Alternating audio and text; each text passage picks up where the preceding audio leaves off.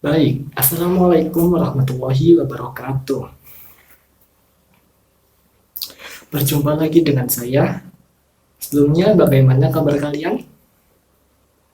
Baik ya. Nah, pada pertemuan kali ini kita akan melanjutkan dari pertemuan yang kemarin. Namun, sebelum melakukan pertemuan ini, marilah kita awali dengan membaca surah Al-Fatihah. Semoga apa yang kita pelajari pada kali ini dapat menjadi lebih manfaat lagi. Al-Hadiniyah Al-Fatihah.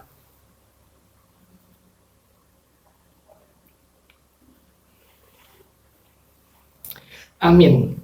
Nah, kemarin, pada pertemuan yang kemarin, kita telah mempelajari tentang limit. Nah, apa kalian masih ingat apa itu limit? Nah, oke. Kita akan mengingat kembali tentang materi yang sebelumnya. Oke, tentang limit. Limit, kita akan langsung ke sifat-sifatnya. Sifat-sifat limit kemarin ada berapa?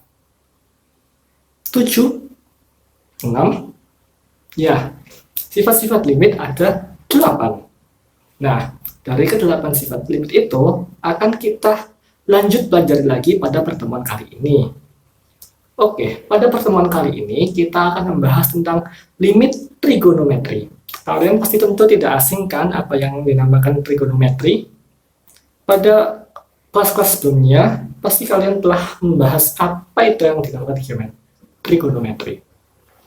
Lah, mari kita ingat-ingat kembali sedikit tentang trigonometri. Nama-nama dari trigonometri, apa kalian masih ingat apa saja?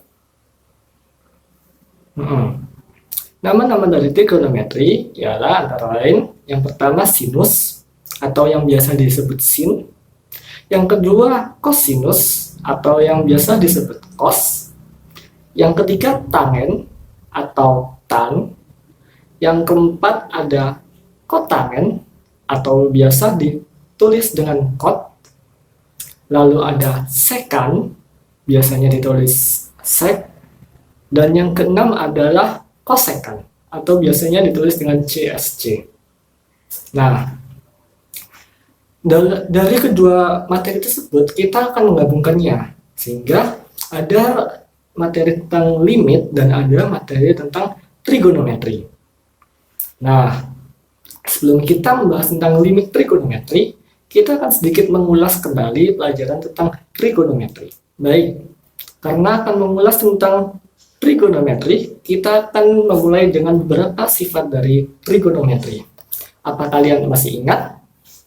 Apabila ada sin alfa, maka akan sama dengan 1 per kosekan alfa. Biasanya ini disebut dengan rumus kebalikan. Ada lagi cos alfa akan sama dengan apa? 1 per sekan alfa. Seperti itu. Lalu selanjutnya ada tan alfa akan sama dengan 1 per kot tangen alfa. Seperti ini ya, kalian masih ingat kan? Kemudian ada lagi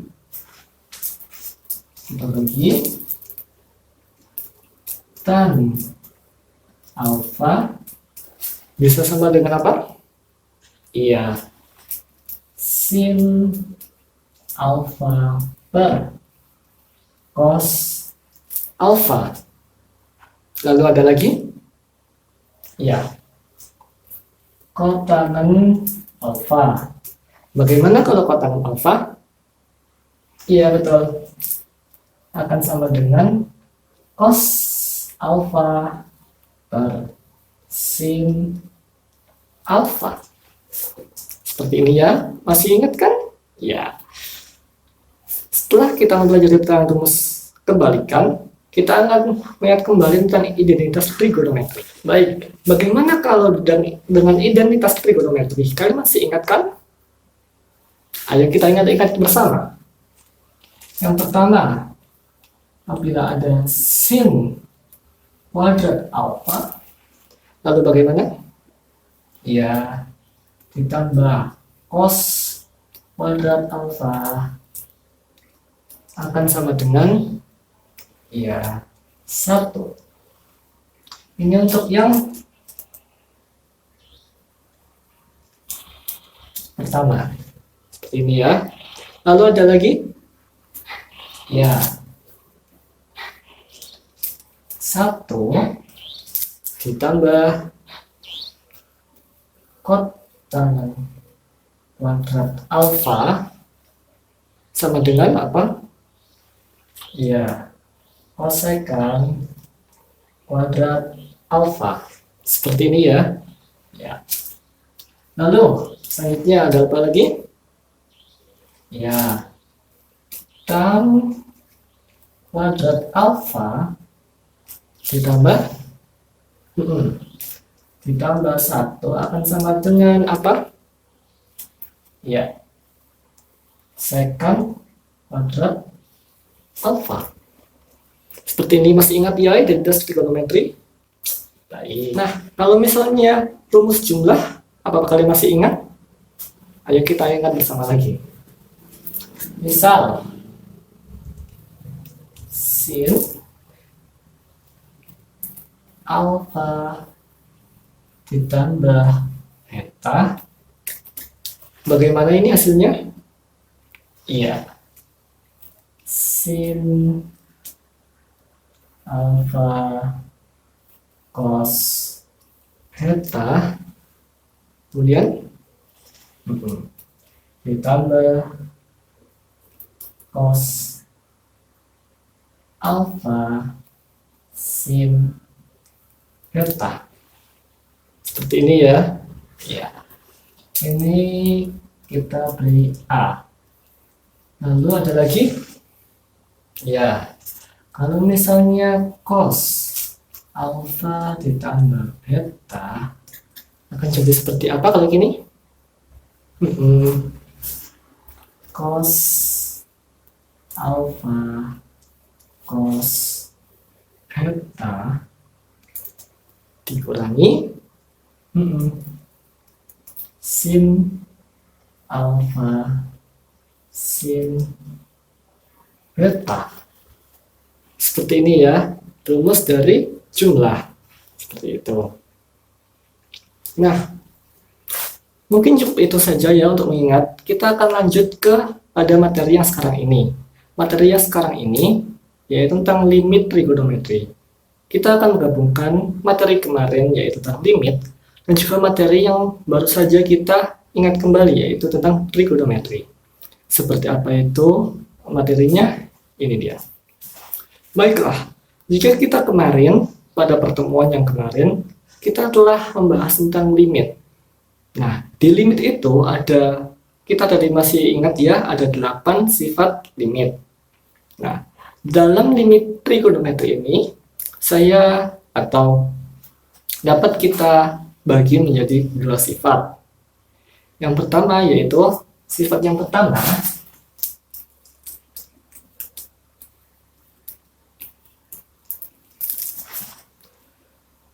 apabila ada limit sin x per x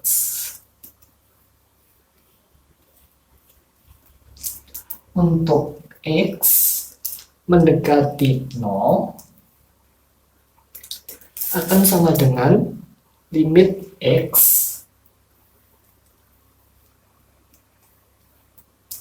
per sin x untuk x sama dengan 0 akan sama dengan 1. Jadi rumus yang pertama atau sifat yang pertama itu seperti ini. Apabila ada sin x per x untuk x mendekati 0, itu nilainya sama dengan limit x per sin x untuk x mendekati 0 itu nilainya sama dengan 1. Seperti itu ya sifat yang pertama. Nah, bagaimana kalau sifat yang kedua? Sama saja. Ini kita tulis nomor 1. Nomor 2. Limit tan X per X untuk X mendekati 0 akan sama dengan limit X per tan X untuk X mendekati 0 juga nilainya akan sama dengan 1. Seperti ini ya.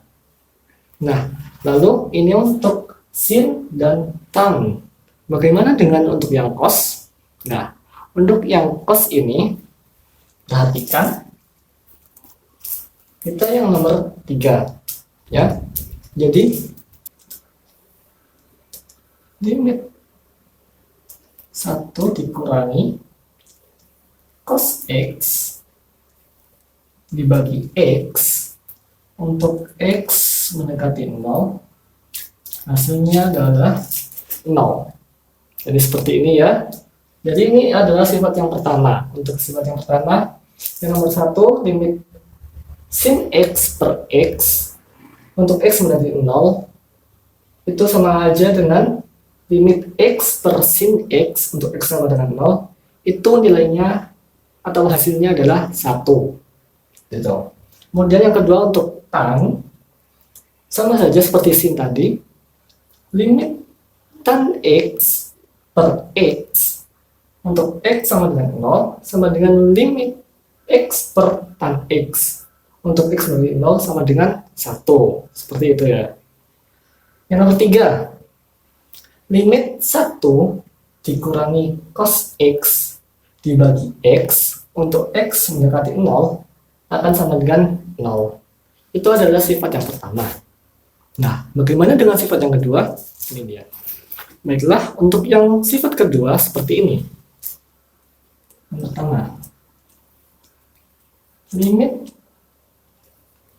sin T untuk T mendekati C akan sama dengan sin C. Seperti ini. C ini adalah semua bilangan real. Seperti itu ya. Lalu untuk bagaimana dengan yang lainnya? Untuk cos misalnya. Limit cos T untuk T mendekati C akan sama dengan cos C. Seperti ini. Nah, kemudian bagaimana kalau tan? Limit tan T untuk T mendekati C akan sama dengan tan C. Jadi seperti ini.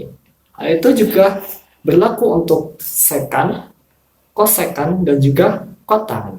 Seperti itu ya. Nah, itu tadi adalah dua sifat dari limit trigonometri. Sekarang, untuk lebih mempermudah memahaminya, kita akan lanjut ke contoh soal.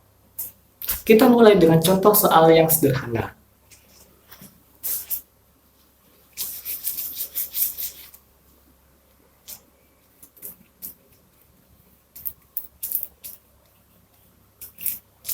Jika ada soal 1, limit sin X untuk X mendekati pi per 4. Nah, bagaimana jika ada soal seperti ini? Limit sin X untuk X mendekati pi per 4. Kalau kita mengingat atau memperhatikan sifat-sifat yang tadi, pasti ini akan menjadi sangat mudah. Karena X mendapati pi per 4, kita langsung bisa mensubstitusikannya. Sehingga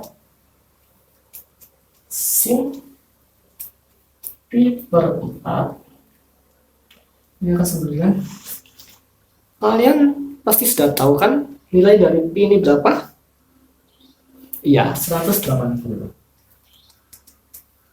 Sin 180 derajat per 4. Nah, 180 derajat bagi 4, ya 45 derajat. Lalu yang terakhir, sin dari 45 derajat, ya 1/2 akar 2. Mudah sekali bukan? Nah, kita lanjut ke contoh soal yang kedua. Baiklah, sekarang untuk soal yang kedua. Jika ada limit sin 3x per x untuk x mendekati 0. Bagaimana? Kita akan coba menjawab soal ini ya. Jika kita melihat soal ini, kita pasti akan mengingat kembali penjelasannya tadi, di mana limit sin x per x untuk x mendekati 0 hasilnya akan 1. Tetapi di sini bukan x, melainkan 3x. Nah, bagaimana menyelesaikannya? Kita akan sedikit memanipulasi dari limit ini, fungsi ini. Sehingga limit sin 3x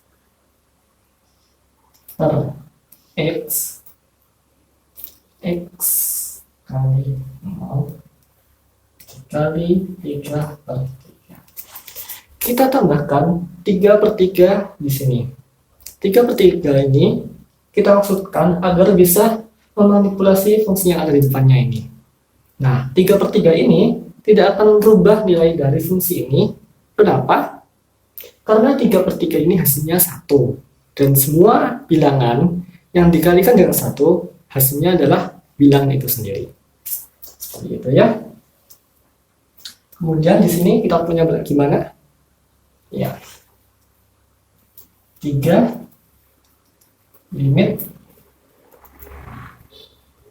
sin 3x per 3x untuk x mendekati 0. Seperti ini ya. Lalu kita misalkan 3x ini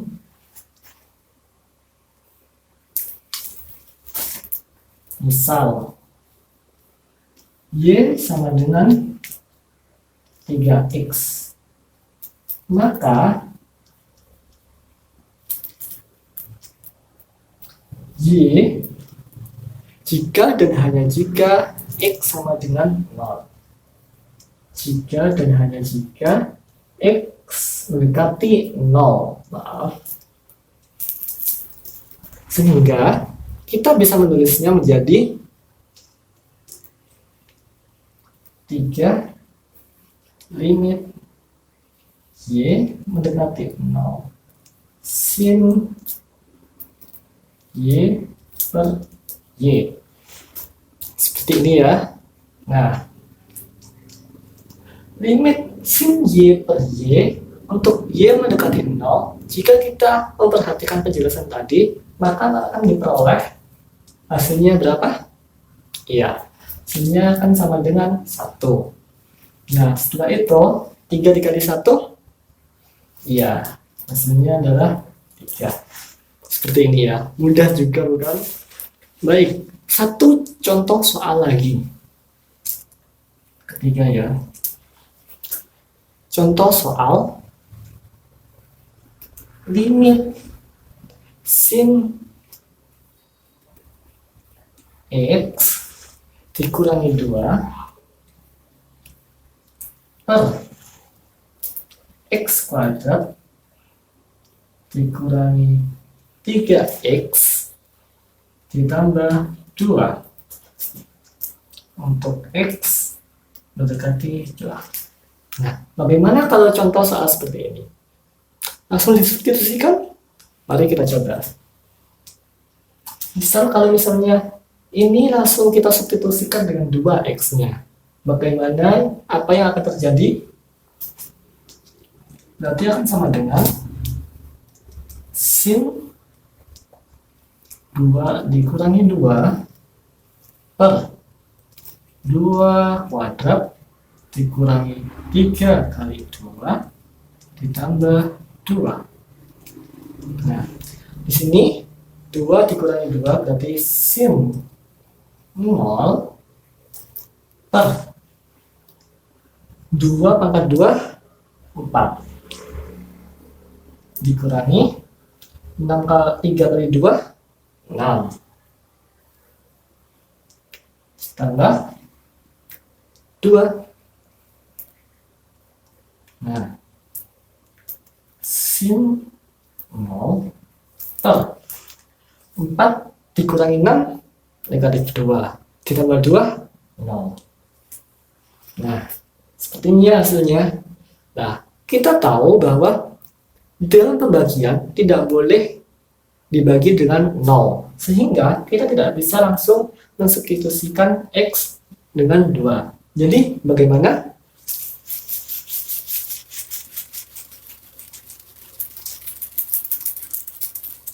Kita akan mencoba manipulasi sedikit, sehingga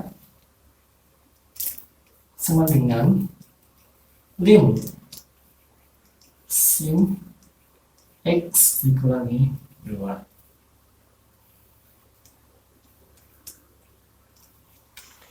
Kalau kalian perhatikan, untuk yang di bawah ini, X pangkat 2 dikurangi 3X ditambah 2. Kalau kita faktorkan menjadi gimana? Iya, betul. X kurangi 2 dan X dikurangi 1. Seperti ini ya faktorannya. Nah, setelah ini coba perhatikan lim sin X 2 X 2 kali